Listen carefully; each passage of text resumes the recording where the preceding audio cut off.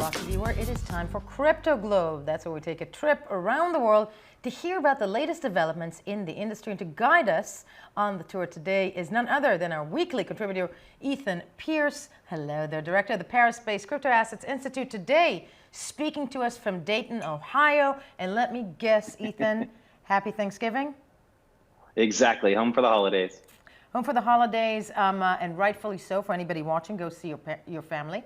But let's start, pardon me, with what you pinpointed today. Lots to cover. And this seems to be, to me, I always thought that travel could be the first place to mass adopt blockchain. And appears to be that Booking.com has jumped on the train, right? Yeah, so well, we've had Expedia technically since 2014 taking Bitcoin payments, but they dropped that in 2018. So this is actually pretty cool news that Booking is jumping in. It's a company called Travala, which is another actual website for booking places around the world. Right. And they already had around 2 million different accommodation listings. So I think it's mixing in kind of all the different networks that they can tap into.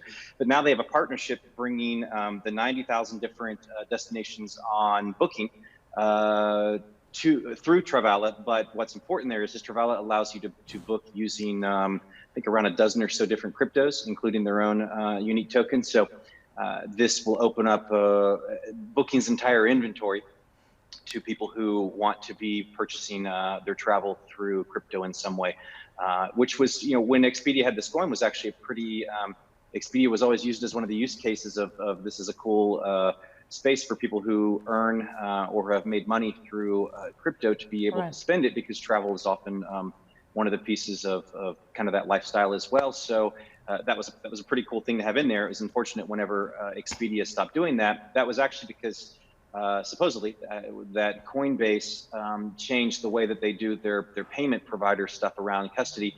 So Expedia and Reddit and a few other different websites, I think, had to change payment providers, and Expedia just decided to let that go because they'd had problems with refund process and payment delays and different things. But back to this, where Travala is now bringing this online.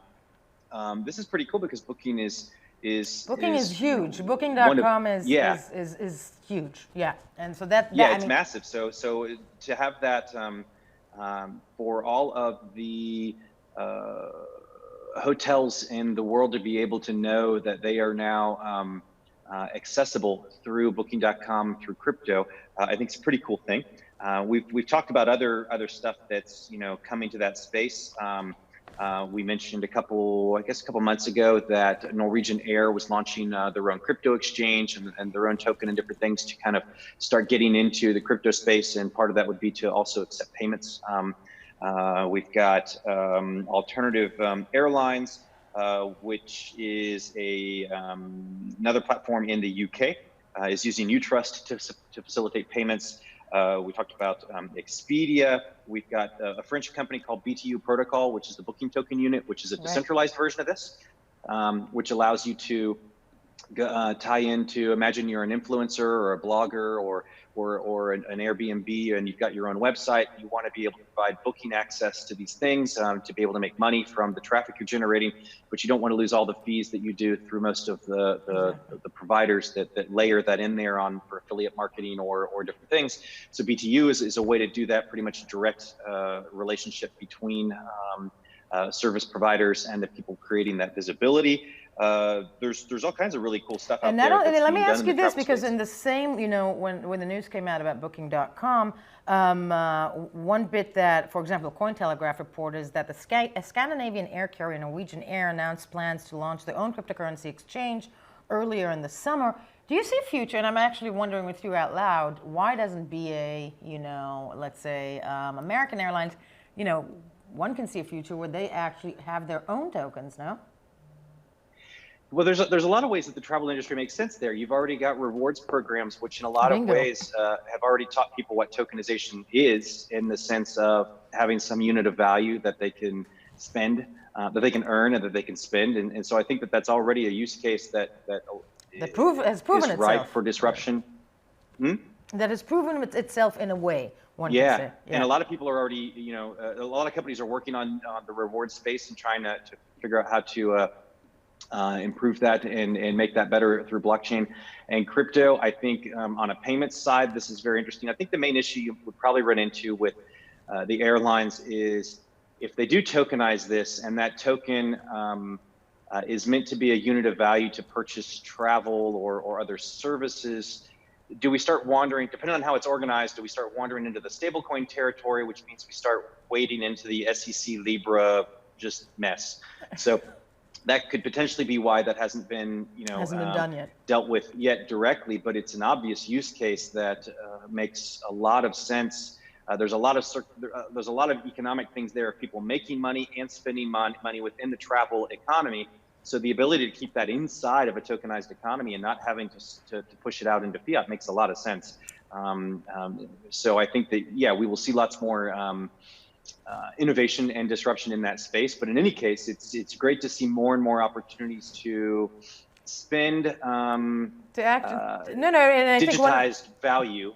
Not necessarily crypto, because I'm not always bullish on the idea of cryptocurrencies and mass adoption. But digitize, as you said, people are already used to having value through their reward system, so to speak, from travel companies.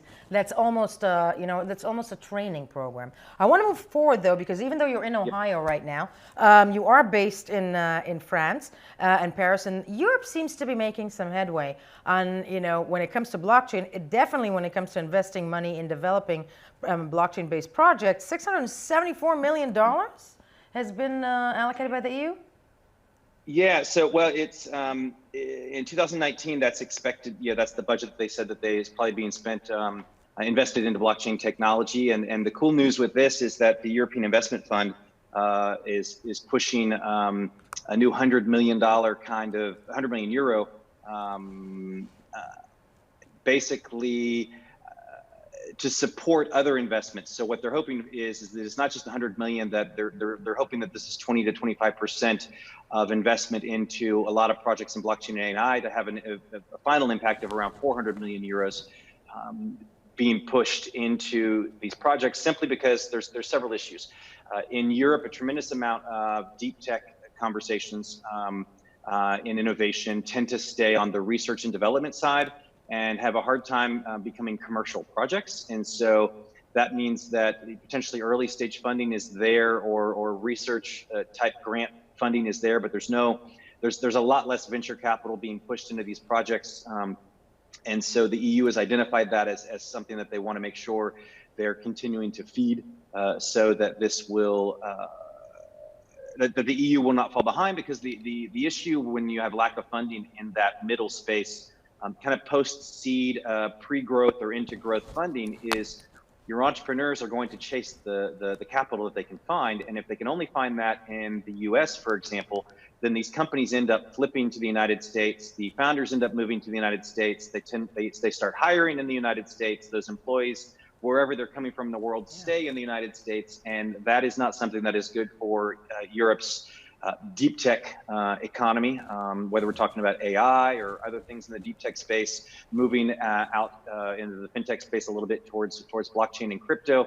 Mixing all those things together is it's problematic if you can't find enough money in your own ecosystem and have to go somewhere else, because it's not just about that company itself growing, it's about its eventual impact on the economy. And all these ecosystems are doing a lot of work to make sure that innovation is happening locally.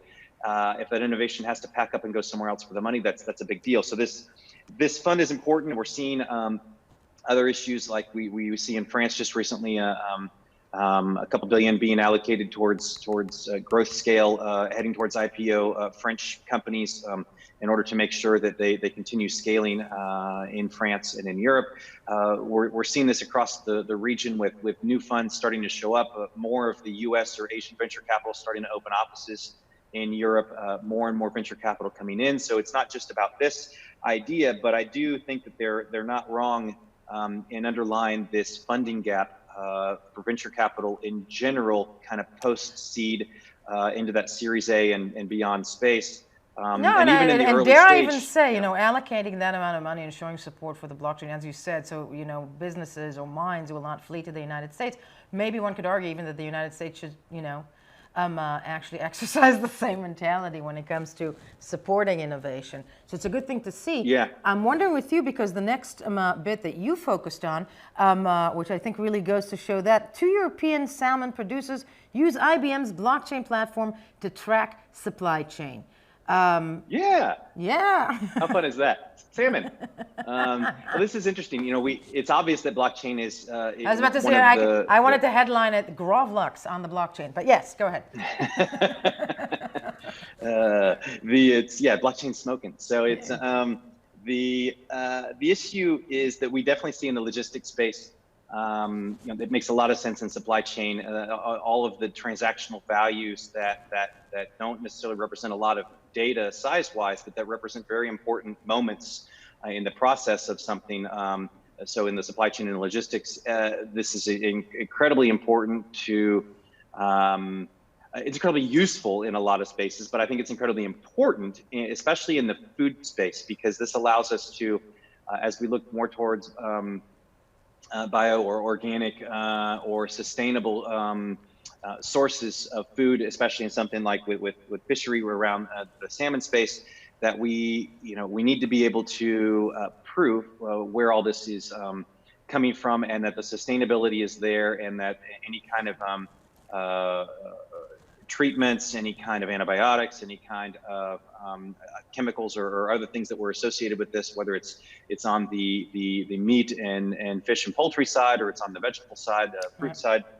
So they're using IBM Food Trust, and the idea is that every single one of these salmon products is going to come with a QR code on the label, and you can scan the QR code, and every single one of those products, you're going to be able to chase it all the way back to the beginning as a little egg, and on its life journey of going through the whole process on its way to your store, and the ability to really know that this is being grown, manufactured, sourced, depending on the product, in a sustainable way, and in an organic or healthy way, depending on the specific things that you're looking to limit in your intake.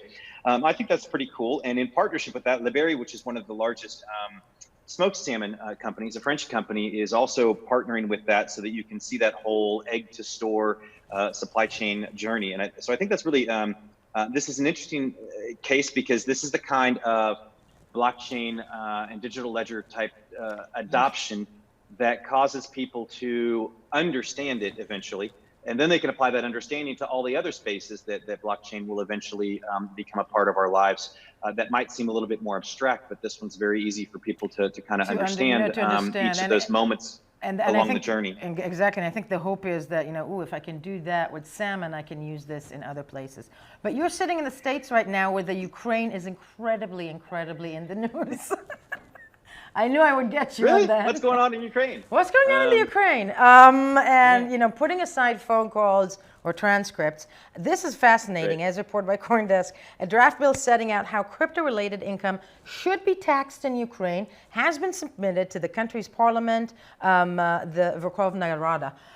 First of all, what is digital, the Ukraine's digital transformation ministry basically prepared this. But that's a fascinating thing to me. That's a very low percentage of tax that could make this very appealing, I'm assuming, to Ukrainians, no? This is really cool. So we talked, I think 2 weeks ago, about the fact that Binance have been selected to be an advisor to help this brand new digital transformation ministry of Ukraine, which is like 2 months old, I think, work on its whole process in regard on everything that is crypto and regulation and adoption, all these different things. So there was already a bit of news there about moving forward. There's no word on whether or not Binance had a piece in this particular legislation, but the idea is very simple, that the bill defines digital assets in a first version, so that they can at least talk about what these things might be. So any kind of special type of valuable property in a digital form, created, accounted for, and disposed of electronically. So extremely simple first definition of what this would be. And that will allow them to, for anybody that is trading virtual assets or working in the space, to understand where they're at on a tax level. So normally tax is 18% on income like this in the Ukraine. According to this, for the first 5 years, this would be 5%. So that's already a very interesting boost for people who are in that economy and wanting to be trading, but trading potentially more with a little more legal or tax compliance. But also more importantly is that there should be none of these sales of these assets, of crypto assets, would have value added tax applied to them. So they're not considering it to be a good that is being marked up and sold, that this is definitely a capital gains issue. And I'm wondering with you, Ethan, because you mentioned something very interesting. And when I saw that headline, it looked like quite the incentive for a population to turn, to explore or turn to crypto in many respects. And you said that, we all know, as you said, we 2 weeks ago, we reported, everybody saw that Binance is advising Ukraine. Do you think that's part of the advice that was given down from CZ, or that? Whether or not it was, whether or not the advice came at a moment for that to be a part of this bill, it's obvious that clear taxation and clear rules around capital gains and sales tax, value-added tax type things is one of the first things that a government needs to address, so that this starts being dealt with, not only for individual investors that are trading or for crypto projects, but also more importantly for the corporate world to start getting involved. Because if banks and financial services agencies and companies want to be involved in crypto, then they need to understand how typical securities laws apply to what they're doing, and what the taxation is, and whether or not, how does capital gains work in that space, and a first line version of that for them to be able to start getting through compliance, because they already have a tremendous amount of regulatory oversight. So it's obvious that that's advice that they would have gotten from probably anybody, whether or not that was actually Binance. Some of the ecosystem is pushing back, saying it's not nearly fast enough, that it's impossible to get a bank account for a crypto project in Ukraine right now, or things like that. Hopefully, if that's true, that this would be the impetus to kind of move that conversation forward, and that this would continue to improve. But you have to start somewhere, and I think it's fantastic that they've created a governmental ministry level post for digital transformation to move the economy in towards a digital future. That's already significant to at least be trying to do that in general. If we're then attacking the blockchain and crypto space to get that right, you have to start somewhere. So I think this is good news. A lot of times these things are never enough and never fast enough, but they're at least moving. So I would say this is a good thing. And as we're seeing in places like Argentina, when you've got governments that are in difficult situations regarding potentially hostile neighbors, or potential economic issues or trade issues, or whatever that might be, having crypto be something that exists in parallel to your sovereign currency is something that is potentially very helpful to the citizens of a country. The governments might not always agree that's being helpful. I do think that, but it's, I think it's great to have that in parallel. Yeah, so people would argue that some countries are beginning to understand it, but that some,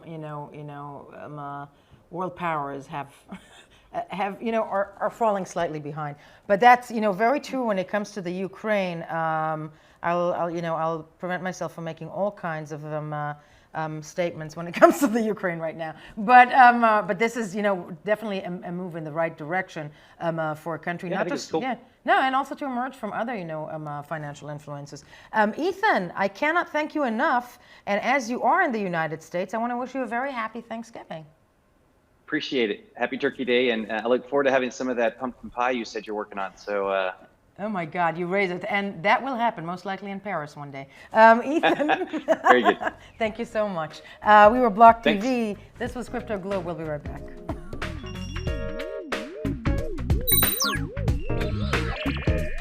For more news and updates, follow us on Twitter.